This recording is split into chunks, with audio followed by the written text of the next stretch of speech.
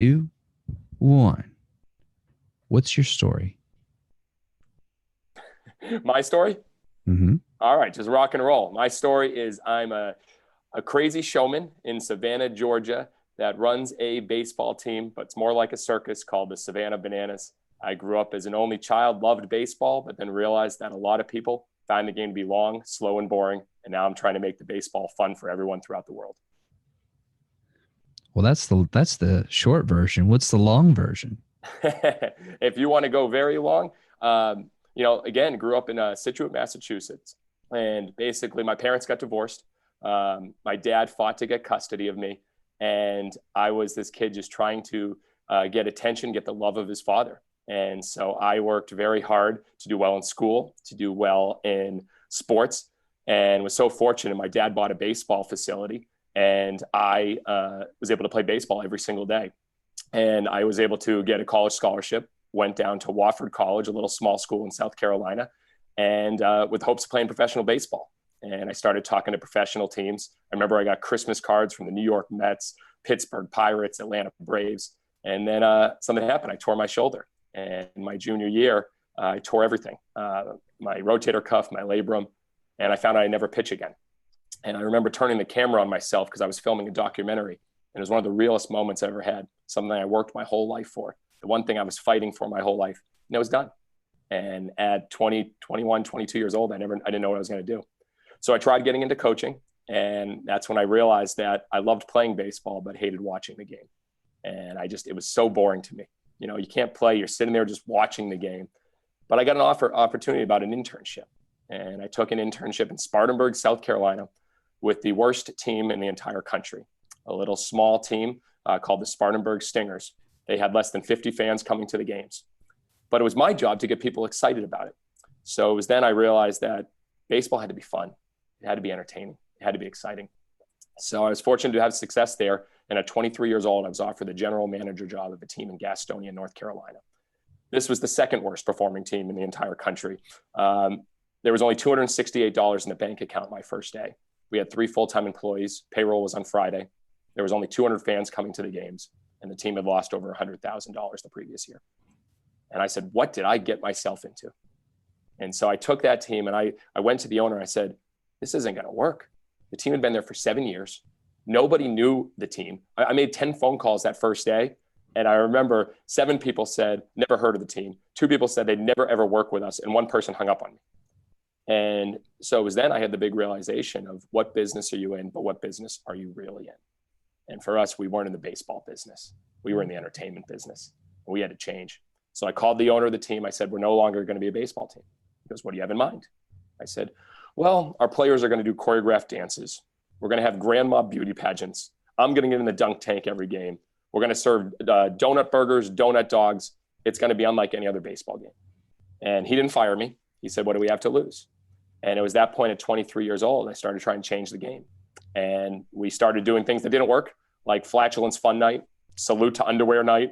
I mean, we did the silliest, ridiculous promotions, but people started talking about us. And that's what I realized, that, you got to focus on making it fun. Think about attention. We weren't marketing like everyone else. We were just creating unique, crazy things that created attention. And so it was there that I took that team from 200 fans a game to 2,000 fans a game, started selling out games, did more crazy promotions, and I ended up buying that. And I went from zero debt to buying that and going in through hundreds of thousands of dollars of debt, and bought that team and ended up selling it about a year ago because of the big opportunity here in Savannah, Georgia. And that's when the whole story transitions. But I'm not going to keep talking about this until you tell me where you want to go, my friend. How did you get to the realization, that pivotal moment of, we're not in the baseball business, we're in the entertainment business? Where did that come from? Well, again, it's a necessity. Any business, look at what are the biggest problems in the business and do the exact opposite. So I said, whatever's normal, do the exact opposite. So the realization was baseball was not working.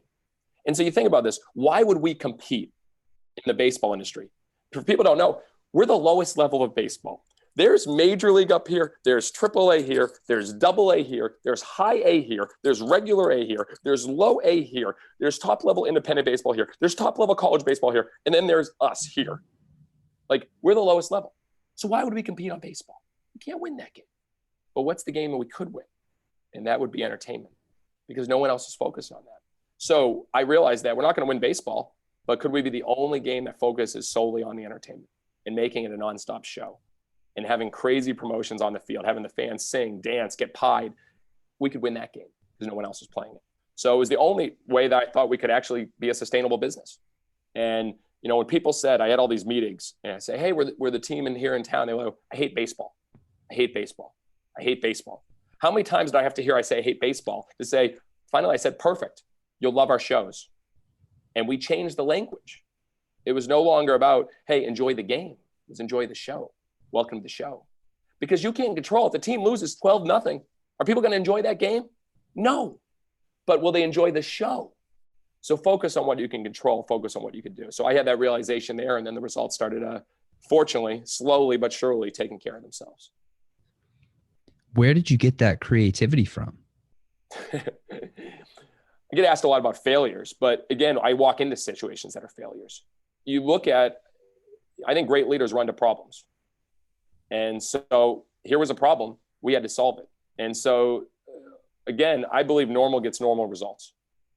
And if you're doing like everyone else, you're going to get results like everyone else. So the Grizzlies, the team then, was doing things like everyone else, promoting how the team did at night.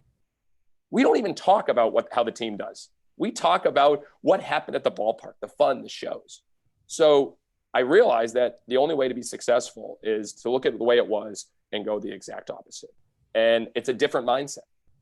And again, a lot of the blue ocean strategy that we hear, you know, what can you do to go a completely different direction to be successful? And I didn't want to compete. I wanted to compete against myself. And so when you compete against yourself in a game that you can win, it makes it a lot more enjoyable.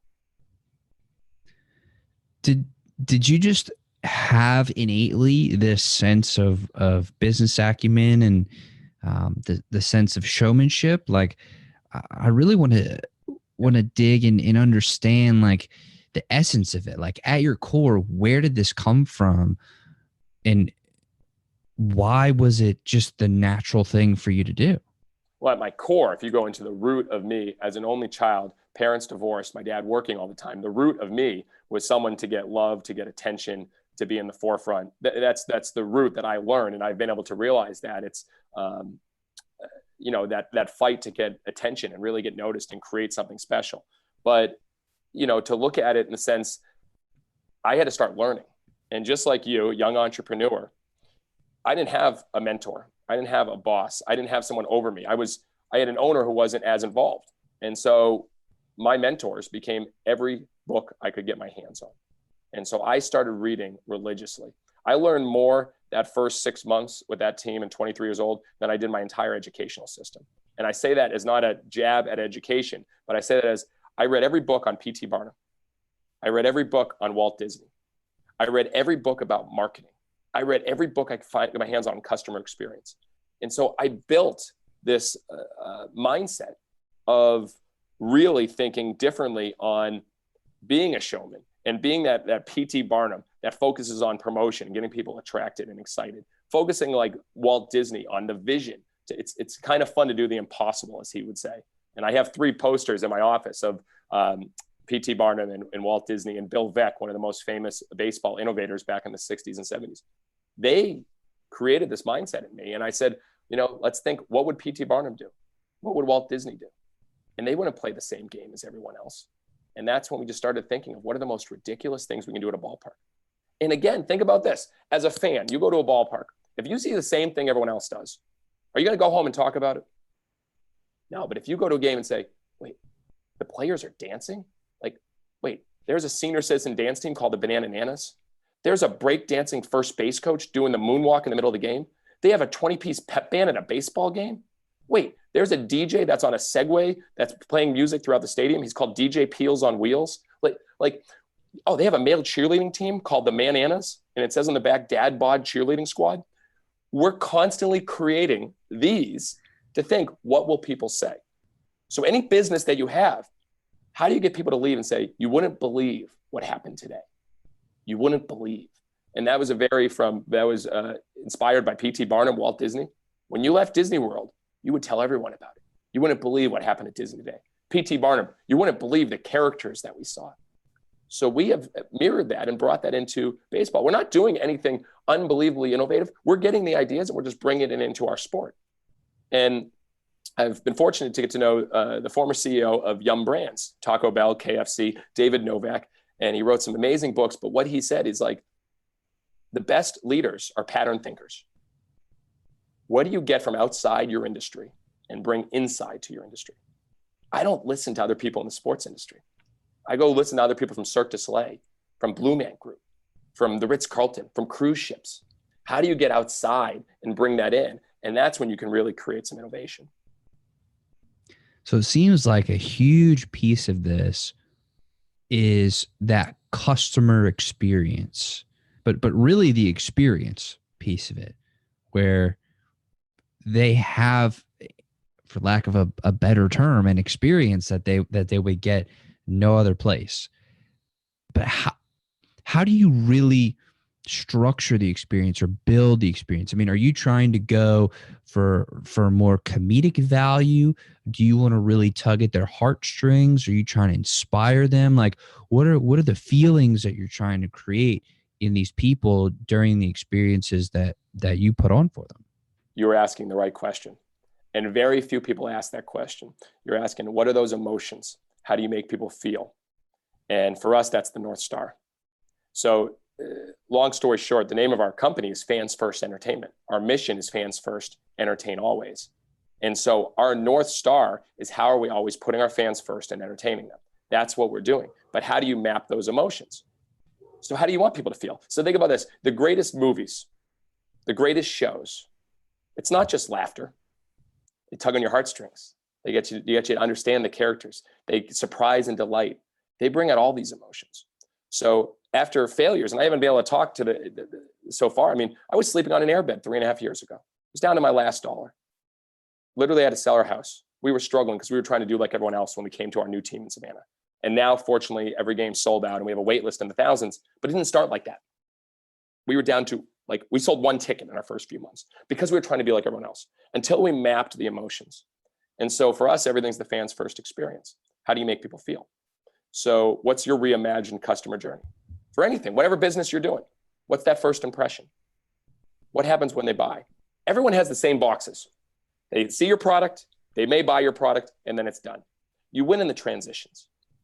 So I'll give you an example. When someone buys a ticket from us, the first thing that happens is they get an email with a video of our staff saying, congrats, you just made the best decision of your day. Right now, as you bought your tickets, our staff of Bananiacs came flooding into the office. They found your tickets in the ticket factory, and they had a banana nana come and perfectly select your tickets and put them on a silk pillow. We raised them up into the air, and the entire staff did the Lion King, na Savannah, in tribute to your tickets. And then we brought your tickets to our vault where they're in maximum security, and they're ready for you to go bananas. That's the first thing you get. Then you get a thank you call. And so every ticket, you get a thank you call from our staff.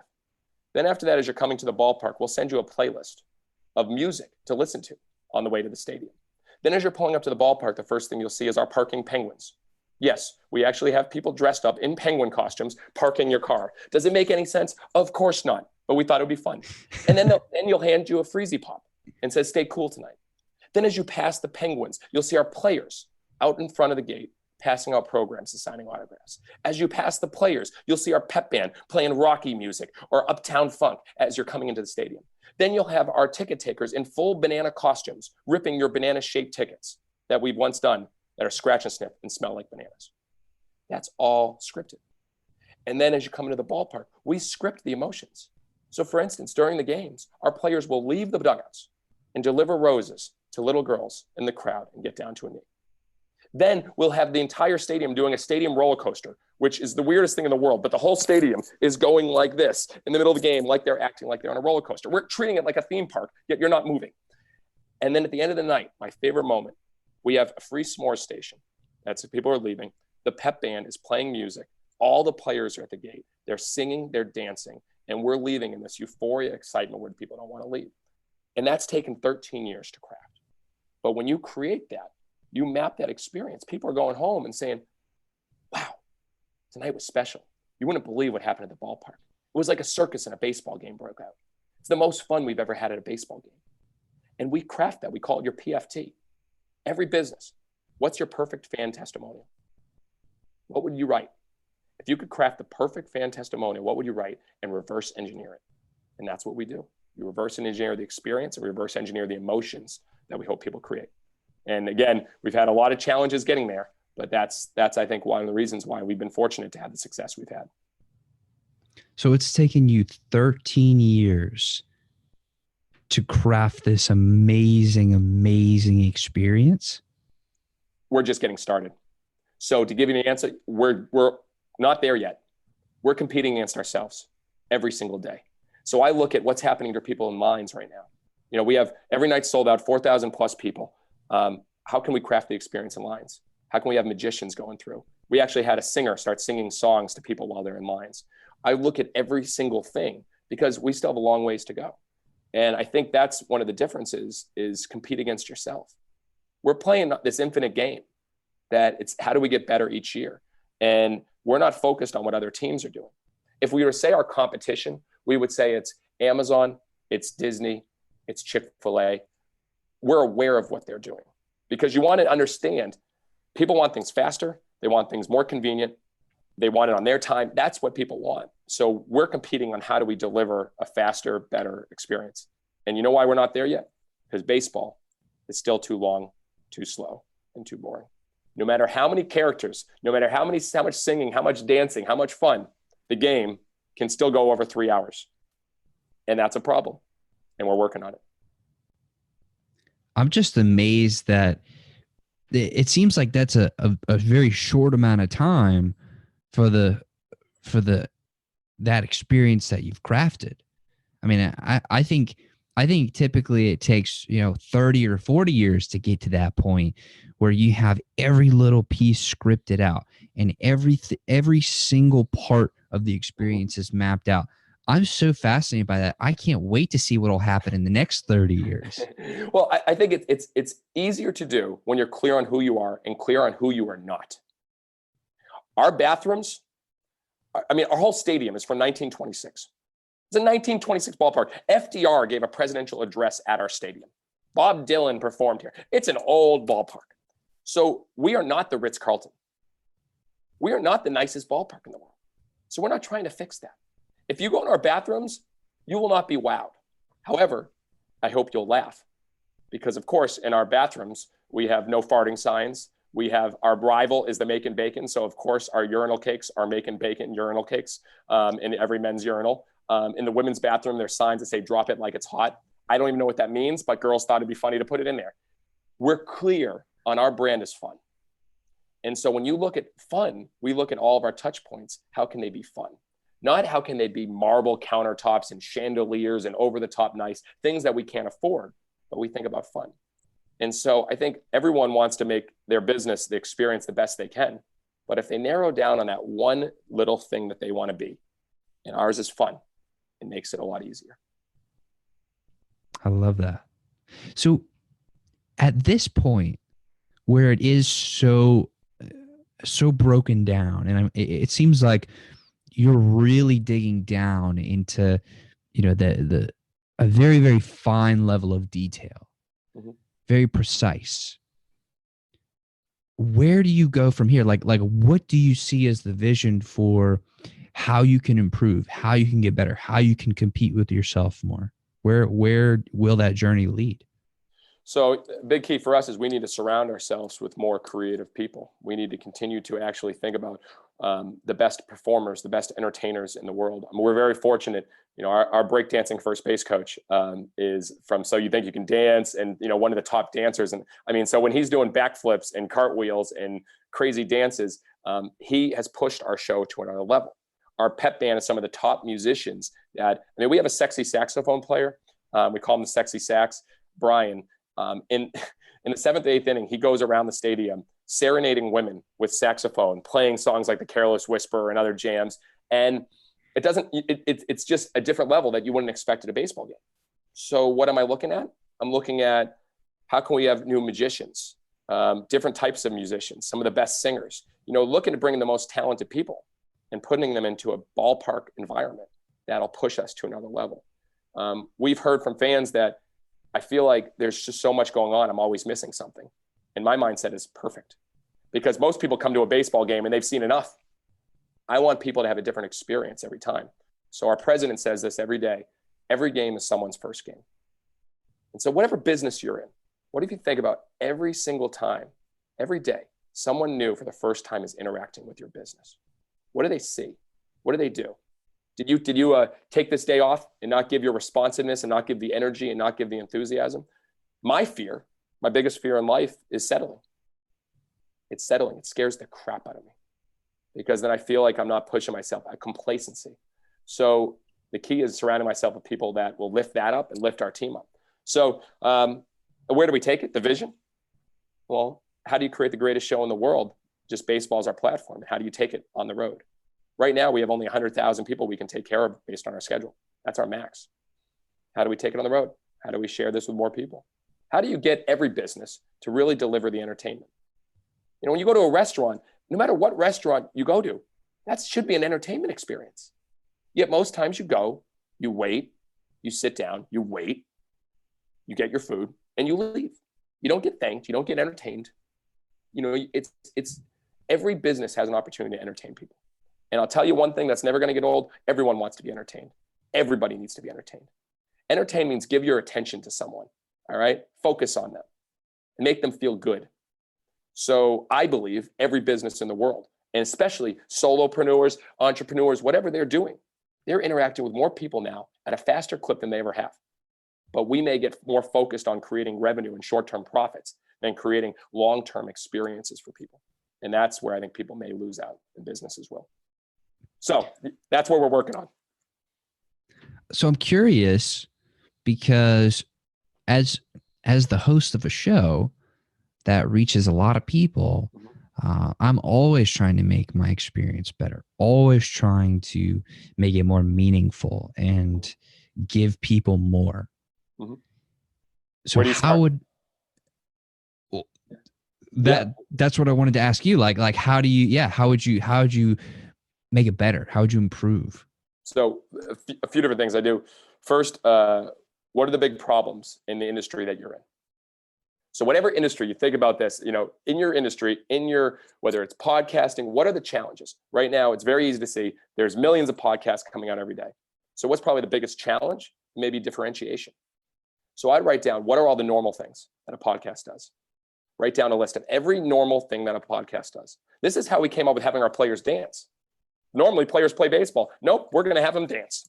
So write down all the normal things that a podcast, that an author, that a speaker, what do they do? What would be the exact opposite?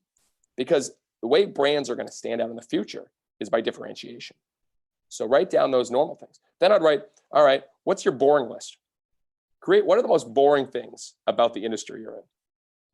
And then now write down what the opposite of that. And so we start with that normal and opposite list and the boring and opposite list. And that's how you can start creating some of these ideas of how to stand out and differentiate. And then we go through what's the current customer journey and then the reimagined journey. So this is what happens when someone interacts with your brand. This is the first touch. Your website. Does it stand out? Is it different? Will people talk about it? Or is it a typical website like everyone else? The contact form, the email they get. Is it video based or is it just a regular email? What happens next? After you do a podcast, do they hear from you again? What's that experience? So we try to map all those things, and it's taken, again, we're still learning every day. But when you start reimagining, all right, what would get people to talk about? What gets people excited? So for instance, are they going to talk about you because of you were like every other podcaster? Or are they going to talk about you because of the experience you provided, not just one-on-one, but when the transitions in between afterwards? Some of the biggest people, podcasters I've been a part of, they continue to be connected with me and send me cool things. And hey, I just want to connect you with this person. Hey, here's a book I was thinking about. It's like, you stand out. So there's ways to stand out. It's just, that's a loaded question. And I think it starts with looking at what's normal and do the exact opposite. I think that's so powerful, because what I would imagine that most people do is they go on YouTube if they're trying to do something new, like podcasting, for example. They go on YouTube, they look up best practices, they try to model the people who are already doing it, and then as a result, you kind of get the same cookie cutter experience, just a lot more of it. Yeah, 100%. And look, whoever you are, amplify it. So obviously you're talking to a guy in a crazy yellow tuxedo. I own 7 of these. This is my uniform. Like when I played baseball, all right, I put on a uniform, it was game time. I wear this every day because I believe every day is showtime and you're always on stage. That's me. That's not 99.999% of people. I'm not normal. All right. I get it. I'm not normal and that's fine. But everyone has something that makes them stand out. And so just getting to know you just a little bit now, the curiosity, all right, that you have, and you can just tell how hungry you are to learn. So how do you amplify that? And that's what you're known for. And that's just me on a second, but if it's something else, what is that?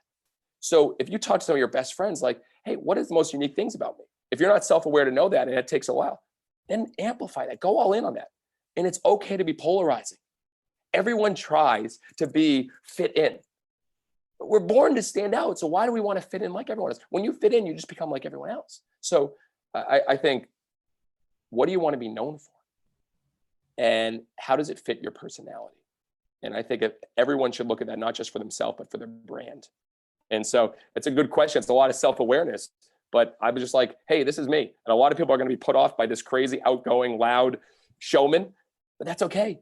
Because I'd rather be that person. I have more fun being that person and dancing with fans and pieing fans than the person that just acts like a typical owner and walks around the stadium and says, oh, it's a good night at the ballpark. That's not me. That's awesome. And I think the fact that it really does, at least a lot of what you're saying, I believe, comes down to self-awareness. I think that is such an important message because you're right. I mean, if we don't even know who we are, we can't even go all in on that. There's no way that we can, pour ourselves into that and get better because we don't even know who you are in the first place. Yeah. And I'll tell you, I struggled with that for a long time.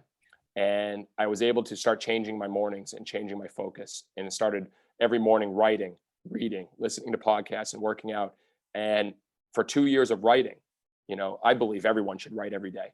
Just write what's on their mind, write the things they're thinking about, write, anything that they're dreaming about. When you start doing that, the clarity you have in your life, there you go. There's your notebook. It's everything. And a big realization, aha moment happened for me this past year. And I started my energy list. And now our whole team does it. And I said, I don't necessarily want to know just things you like and think you don't like. Write down what gives you energy. And so literally I wrote down, I was like, this right now gives me energy. So sharing, all right, sharing and creating, which we're doing right now because we're creating and sharing. That gives me energy. So every day I make sure I'm doing that. Growing. So reading, listening to podcasts, that gives me energy. So I share that every day. Gratitude gives me a ton of energy. So every day I started in 2016, the thank you experiment. And I started writing one thank you letter every single day.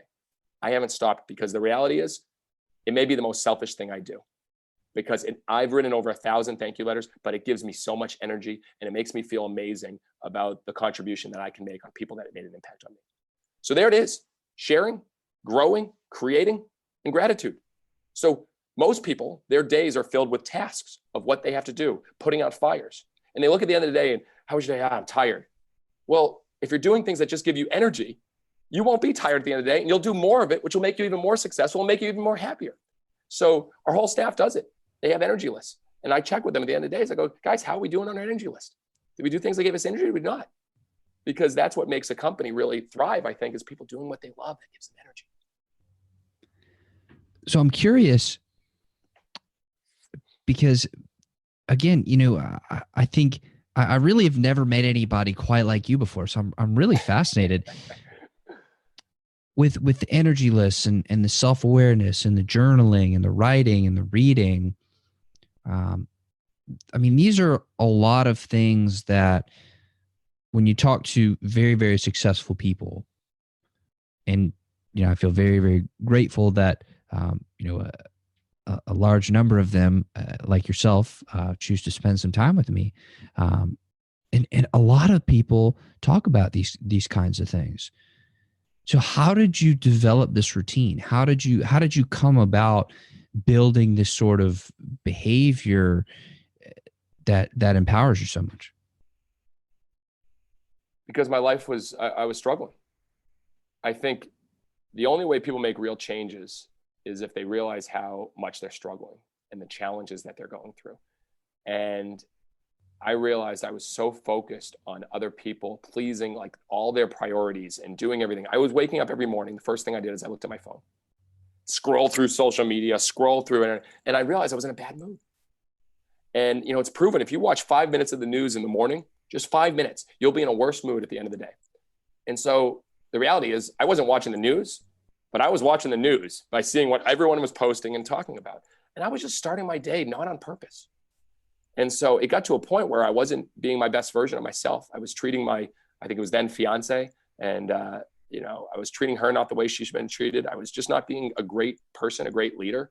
And so I, you know, came across the Miracle Morning, and I said I need to change, and I started doing it. I just started realizing my happiness level was different. So I started getting into a habit of writing, reading, running every morning, and it's the only thing you can really control is the mornings. You know, I'd win the morning, win the day. So I started controlling it, and the results just started coming immediately. I mean, I started just feeling better. And so, you know, when you go through challenges, it made it easier. When just a few years ago, we were down to our last dollar and living on an airbed, it didn't feel hard. People were like, you're down to your last dollar. You had to sell your house. You're on an airbed. Your team in Savannah might fail. But my wife and I, we were confident. We believed in what we were doing because we just didn't challenge. It's so hard to say because we just believed in what we were doing every single day because we were staying positive. We were staying optimistic. And just the other day, we had a very long season, and at the ballpark till 3 a.m, we have a 1-year-old son, and it was wearing on us. We were going through fumes. I mean, entertaining 4,000 people every night. I love it, but it also can wear on you a little bit. And we realized we were down a little bit. And I said to my wife, I go, why don't we just choose to be happy every day? And so we said, all right, starts today. It was about 5 days ago. And I said, we're choosing to be happy. And it's very easy to focus on the things you don't have. Focus on the things that go wrong. If you get 5,000 reviews, but you get one negative review, you talk about that one. Everyone does it. But I said, no, we're just going to do that. And so now every day we choose to be happy. Something goes wrong, move on. We choose to be happy. It sounds so simplistic, but I'll tell you, the one thing you control is your thoughts. And if you're constantly saying, choose to be happy, do things that give you energy, you know, give gratitude, it's a game changer. And it's hard. It's hard because you get hit in the face a few times. Things don't go well. But when you look at the scheme of things, that'll never matter. And if I can share you a quick aside about this, people ask me the best advice I've ever received. I never give a straight answer because I never give like just, hey, it's just this, because I can never do things the normal way. But 6 years ago, my father battled 2 forms of cancer. And it was, one was outside of his liver that was the size of a pear. It was a tumor that was huge. And he had to go through an extensive year of treatment. And he went to the hospital. They went to the hospital, start getting treatment. And he tells the nurse, he goes, this is just going to be, this will be a challenging year, but next season's going to be great. The nurse is like, yeah, that's a good way of looking at it. So every day I talked to my dad and I asked him, Dad, how you doing? He said, great. Every day. One day he said, Jesse, I'm good. And I talked to my stepmother. I said, well, he just said good. He goes, well, it was probably one of the worst, most challenging days. The chemo, he's never been sicker. He didn't know if he was going to make it. It was bad. And he said, good. The next day, Dad, how you doing? I'm great. And he ended up battling that cancer. And at the end, he's complete remission. The doctor said he was one of the most positive patients they've ever had. And I think to that, my dad, who's now 70 years old, who's literally working out every day, the happiest guy I've ever met in my life. He battled cancer and was literally putting poison in his system every single day. And what was his response? He was great. So these little things, these small things that we think are the end of the world, a bad email, we miss a sale. How could we ever let that bother us and change how we treat people during a day? So the best advice I've ever received from my dad is be positive always. And so that's kind of he's been my biggest hero. And I try to think about that every day. I believe you mentioned earlier how being an only child, you're always going and trying to get more attention, and Mm-hmm. you're trying to figure out ways to stand out. Mm-hmm. And I believe you mentioned how with your dad in particular, it was it was really really meaningful for you to to have his maybe recognition, His love. and his love. Do you feel like that has been one of the most important driving factors to everything that you've done? Yeah, it's crazy to think that someone's need for love can be a positive driving factor. But now that I've really grasped it, you know, he never said "I love you" when I was a kid. He never said that, but he loved me more than anything. He just never said it. And so I always want to push, Dad. I did this, I did this, I did this, and even to this day, I try to make my dad proud, and that's okay. I think that's okay. If we're trying to make our parents proud every day, there's a lot worse things out there than that. So it was a driver for me. Now I have a young son, and I think about how I show him love every day, and how I, tell him I love him, and because I know how important it was. And I wonder, will that affect him in a different way?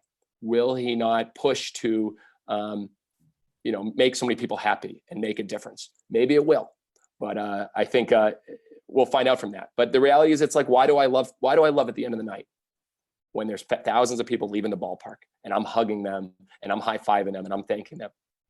It's the love. It's the love. I feel like I want to give them love, and I also want it back. I want to feel like I'm a part of something.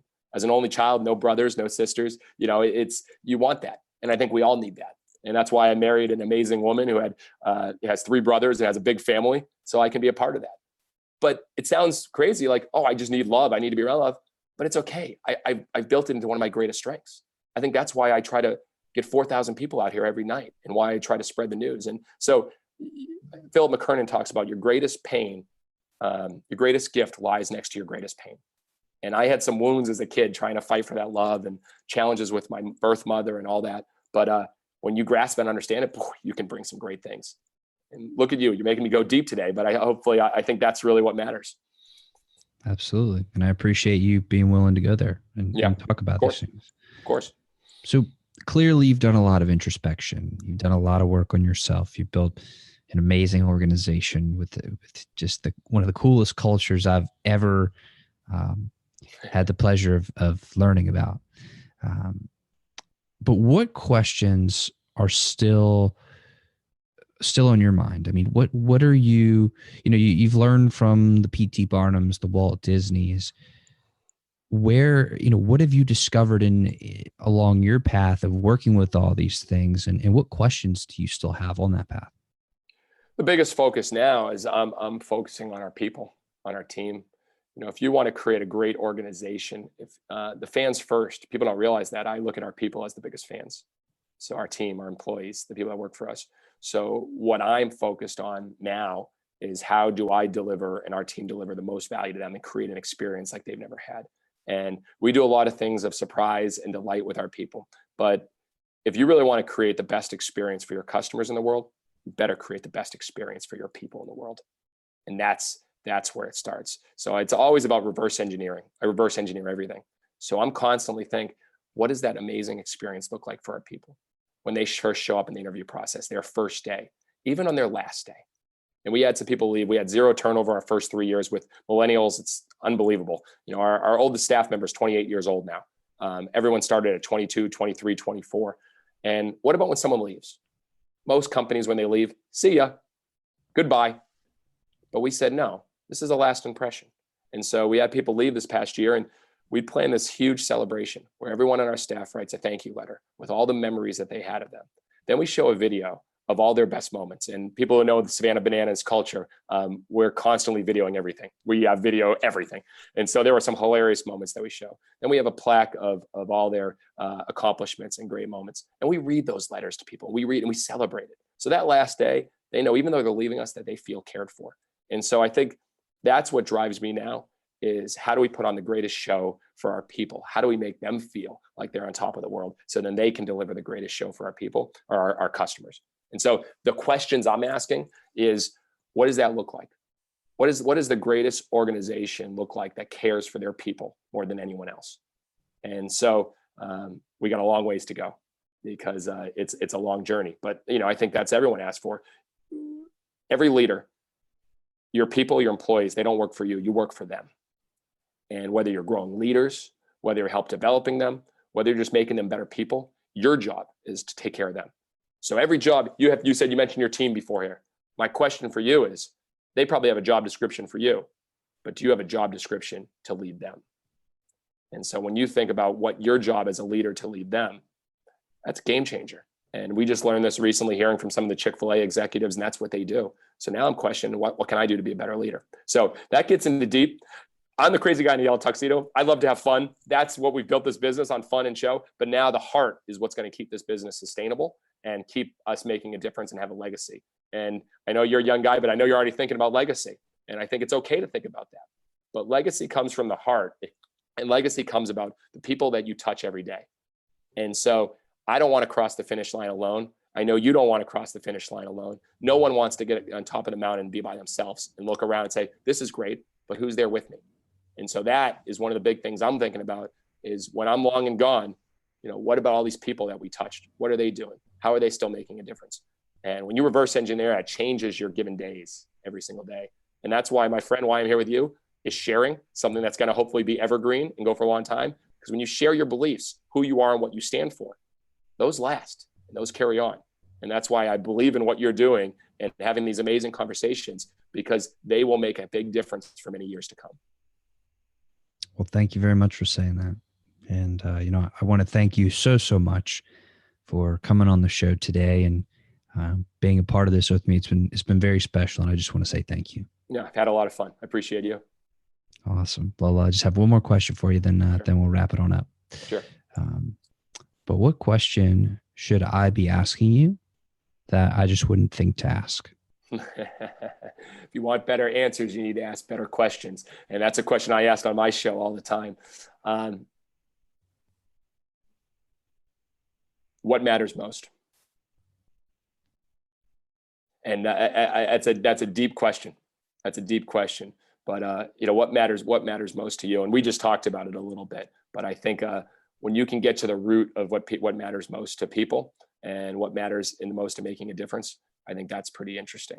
And that's where I would go. But I've never been asked that question. I ask that question a lot. I've never been asked that question. So thank you for that. Well, thank you very much again. And to everybody who's watching and listening, I want to thank y'all very, very much. Your time is very valuable. So I'm very grateful that y'all choose to share it with us today. So thank you for sticking with us to the end and for being here. I love you guys and gals so much. Thank you, Jesse. And I'll see y'all on the next episode. Take care now.